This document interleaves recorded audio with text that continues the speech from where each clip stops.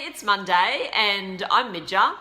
Now, I often speak to people in organisations about their greatest challenges. And often, and not surprisingly, the issue of communication comes up. Then when I talk to the leaders of those organisations about this perception of this lack of communication, they often shake their head and they're like, we're not sure what else we can do. Because as leaders, when we communicate our message, we think people have got it. We communicate maybe once or twice, but that can be a dangerous assumption to make. And I know as a parent, I often hear myself saying, I don't know how many times I have to tell you to. And it's the same with leadership. And I was told very early in my career by a mentor of mine that in order to really communicate effectively, I have to keep communicating until people start to mock me. Until I start to talk and people start rolling their eyes or having a bit of a giggle and saying, there she goes again. And then I know they've really got my messages. An example of this was when I was leading a team of facilitators. And I had a couple of key messages or principles that were really important to me. And one of them was that we don't ask the participants to do something that you're not prepared to do first as a facilitator. That was another piece of great advice from another mentor I had. And so I'd find myself in a meeting and we'd be talking about a new course or curriculum design.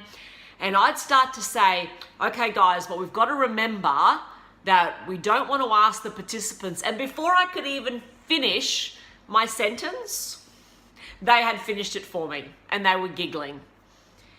And I knew then that that key message, that key principle was in here, was absolutely front of mind for them. So how many times do you need to communicate? Well, in advertising, they talk about the mere exposure effect. And this is just by exposing people to a message, they become familiar with it and they engage with that message. And the research is between 10 and 20 times of hearing that message. So as a leader, what are the steps you can take to make sure that your communication is clear, consistent, effective, and that you're influencing through your communication? Well, I think the first thing you need to do is find out what your key messages are around your values, principles, key behaviors, and how you want your people to engage with your clients. So key messages first. Secondly, then be proactive and come up with a communication plan and follow it. Thirdly, you want to weave your messages into storytelling, because we know storytelling is a great way to get messages to stick.